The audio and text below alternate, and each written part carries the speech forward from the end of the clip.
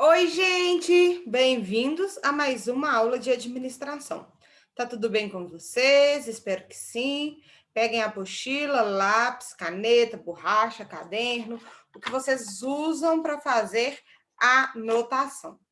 Vamos começar. Quando a gente fala em educação continuada, qual que é o objetivo? O que que seria educação continuada?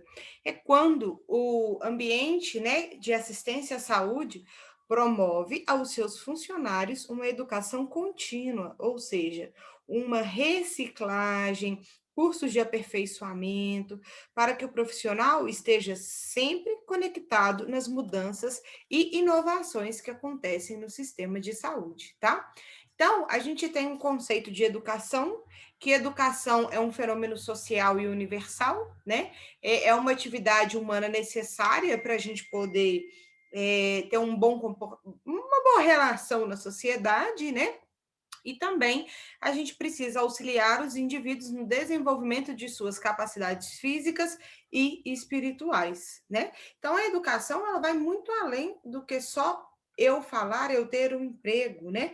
A educação é um processo dinâmico, contínuo de construção de conhecimento. O conhecimento, ninguém é dono do conhecimento maior, né? Não existe, eu sei de tudo, eu posso tudo. A gente constrói a todo momento. Então, tudo que eu aprendi enquanto enfermeira eu dando aula, eu aprendo de novo, ou vocês me ensinam, eu ensino vocês, e a gente constrói a cada momento um conhecimento novo a partir daquela ideia que a gente já tem, que algum ou outro já se aprendeu, né? Então, a gente faz reflexões, a gente usa instruções que a gente já teve em outro momento, né? Então, apesar de depender da união dos saberes, o que existe hoje é uma fragmentação da educação. A separação de duas linhas. Um lado, a Luna, minha cachorra, querendo falar da educação, porque ela não tem, né? Ela tá vendo eu gravar aula e começa a latir. Vocês estão vendo como é? De um lado, a gente tem a escola dividida em partes, e do outro, a nossa vida, o qual já é uma enorme escola social, né? Que a gente aprende muito mais na rua, não é assim que as pessoas usam, né? E qual que é a importância da educação continuada com a enfermagem? Quando relaciona a educação com a enfermagem, a gente está considerando a prática social.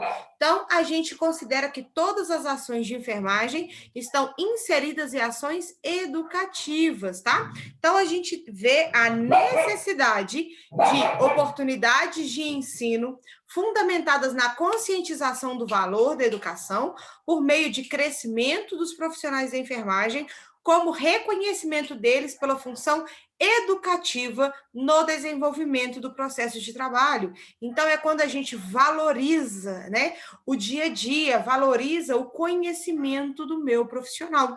E a educação permanente é quando o serviço motiva a transformação pessoal e profissional do indivíduo, ou seja, busca alternativas de melhorar a sua vida, melhorar o seu dia a dia, melhorar a sua prática, consequentemente diminuindo erros, né? E diminuindo qualquer dificuldade que aquele profissional possua ao trabalhar naquela instituição. Então, a educação permanente, né? A educação continuada, ela é necessária para estar ali no cuidado desse paciente. E aí a gente entra na parte de dilemas éticos. O que que seriam os dilemas éticos, né? O que que vocês acham que seria?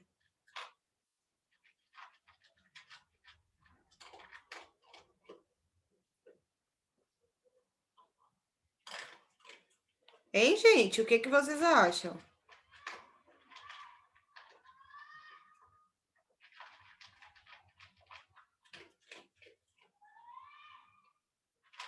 Vamos lá, a gente tem os dilemas éticos, né? O que que vai ser isso? É toda vez que a gente encontra situações que vão de contra a minha ética, de contra o que eu acho que é certo ou a sociedade impõe que é certo. Um dos dilemas a gente tem o aborto, que o aborto é um dos pontos mais difíceis da ética médica, porque ele envolve aspecto religioso, legal, médico, sociocultural e político, porque é considerado um crime de 1 a 3 anos de detenção para gestante e de 1 a 4 anos para o médico ou profissional que realizou o aborto. né?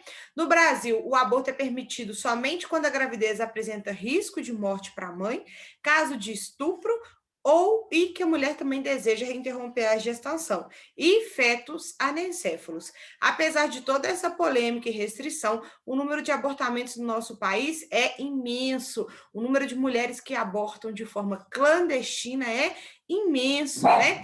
Então, a gente precisa entender que por trás estão conceitos morais, o que leva a pessoa a interromper a gestação. Basicamente, podemos reduzir as situações de aborto a grandes tipos: interrupção eugênica da gestação, interrupção terapêutica, interrupção seletiva e interrupção voluntária. Quando a gente fala em interrupção eugênica, são casos de aborto ocorridos em nome de práticas eugênicas, situações que interrompem a gestação por valor, racistas, sexistas e éticos, ok? Interrupção seletiva são casos de aborto que ocorrem em nome de monstruosidades fetais. Então, situações que interrompem a gestação pela constatação de lesão fetal, né? Que o feto ele não vai ter uma sobrevida se for até o fim da gestação. E interrupção voluntária são os casos de aborto ocorrido em nome da autonomia reprodutiva da gestante ou do casal, situações em que se interrompe a gestação porque a mulher ou o casal não deseja mais. E isso é ilegal no nosso país, né? Com a exceção da IEG, todas as formas de aborto, por princípio, levam em consideração a vontade da gestante ou do casal em manter a sua gestação. Então, o aborto é um caso típico onde as posições, né, quanto ao fundamento ético, é inconciliável, porque ao mesmo tempo que eu concordo que é um direito à vida, outros acham que é um direito da mulher decidir o que deve ou não acontecer com seu corpo. E quando a gente entra nesse dilema, a gente vê uma sociedade que é totalmente voltada, né, aos achismos, ao eu mando na vida do outro e apontar dedos na vida do outro, né? Então a gente precisa entender que dentro do abortamento o dilema ético é cada um faz o que quer de sua vida e somente Deus pode julgar. Você, enquanto profissional, se atender uma mulher que ocasionou um aborto dentro de sua casa, não julgue ela. Você não sabe o que ela passou para chegar naquele momento. Então, se você não faria aquilo, isso é um problema seu. Se ela fez, é um problema dela e atenda com empatia e amor àquele ser humano, ok? A eutanásia também é um dilema ético muito grande no nosso país, porque significa morte, né? E é entendida como ato de ceifar-se a vida de outra pessoa cometida por uma doença incurável que lhe cause dores insuportáveis e sofrimentos, né? Outro conceito é emprego ou abstenção de procedimento em que permite apressar ou provocar o óbito de um doente incurável, livrando ele de qualquer outro sofrimento, né? Então, a gente tem a eutanásia ativa e passiva, direta ou indireta. A eutanásia ativa é o ato deliberado de provocar a morte sem sofrimento ao paciente. E passiva, a morte do paciente ocorre dentro de uma situação de terminalidade ou porque não inicia uma iniciação médica, ou seja, o médico vai ser omisso dentro dos seus procedimentos e vai culminar o óbito, tá? É uma eutanásia. E a eutanásia, ela quando tem o consentimento do paciente, ela é voluntária, involuntária ou não voluntária, tá? Voluntária quando a morte é provocada atendendo à vontade, involuntária quando não atende à vontade e não voluntária é quando a morte do paciente é provocada sem que ele tivesse manifestado a sua opinião ou o seu desejo que aquele procedimento fosse realizado, tá? Então é um dilema ético, uma vez que do ponto de vista a favor, ela seria uma forma de aliviar a dor e o sofrimento da pessoa que está em estado crítico, sem nenhuma perspectiva de melhora. Já do ponto de vista contra, a eutanásia seria o direito do suicídio ou homicídio, tendo em vista que o doente ou seu responsável teria o direito de dar fim à sua vida, com a ideia de que tal ato aliviaria o seu sofrimento. Então a gente precisa parar, pensar e entender o que está acontecendo.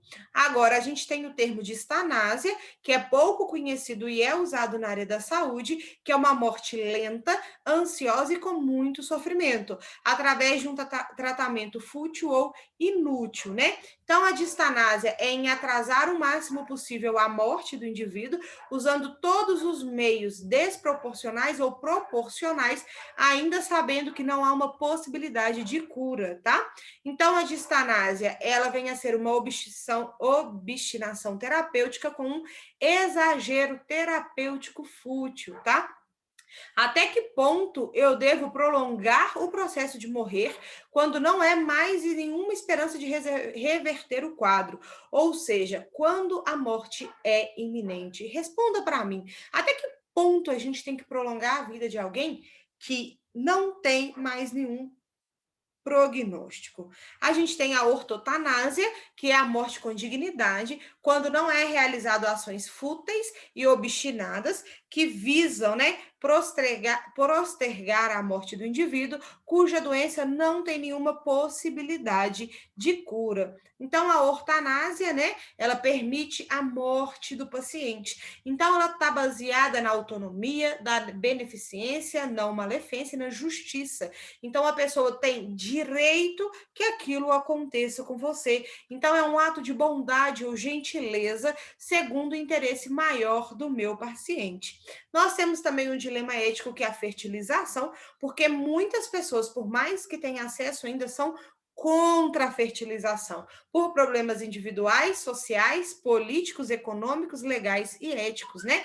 Tem pessoas muito que usam a religião, achando que usar um espermatozoide, fazer uma reprodução por fora, né, e já colocar aquele feto ali, aquele embrião já em desenvolvimento ao processo de nidação, já coloca os gametas, né, é errado, vai contra a lei de Deus, né? Então a gente precisa entender que ninguém desejou ser infértil, nem a mulher, nem o homem, e eles precisam ter o direito de gerar. Se eles desejam, né? Se a mulher deseja tanto gerar uma vida, por que ela não pode? Por que ela não pode ter sua produção independente, né? Por que nós não temos o direito à livre escolha da nossa vida?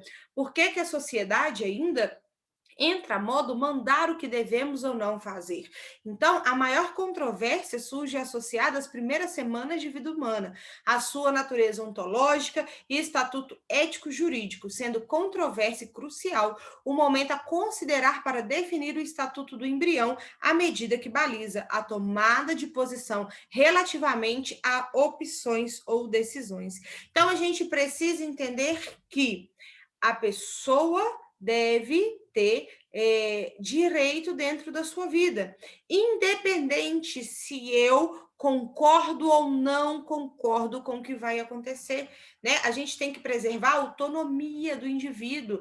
Ele precisa ser dono de sua vida, porém, a gente encontra dilemas éticos que vão de contra o que a gente acha ou o que a gente tem certeza. Igual pesquisas com célula-tronco, né, embrionárias, é uma das maiores controvérsias morais e políticas da atualidade, porque a gente tem comprovação que ela resolve vários problemas, mas ainda nós temos o quê? Problemas políticos, sociais, religiosos que são contra esse tipo de pesquisa dessas células troncos, né? A gente vê lá naquela novela do clone, o rebuliço que foi quando fizeram aquela novela, né?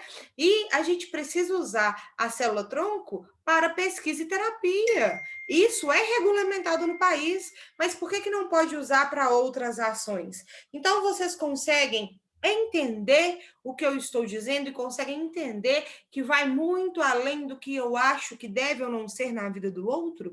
Que eu preciso entender que eu vou de acordo com a minha ética, o meu valor, atender o paciente, atender o indivíduo que necessita, igual o doador de órgãos, né? Vocês acham que é comum as pessoas quererem doar órgão? Não é, porque a pessoa que vai doar enfrenta preconceito, principalmente religioso, né? A família ali muito conservadora. Então, a pessoa que deseja doar os seus órgãos tem que comunicar à família, né, o seu desejo para que isso aconteça, porque a família tem que autorizar. Então, a gente precisa entender que se eu dou o meu órgão para o outro, prestem atenção.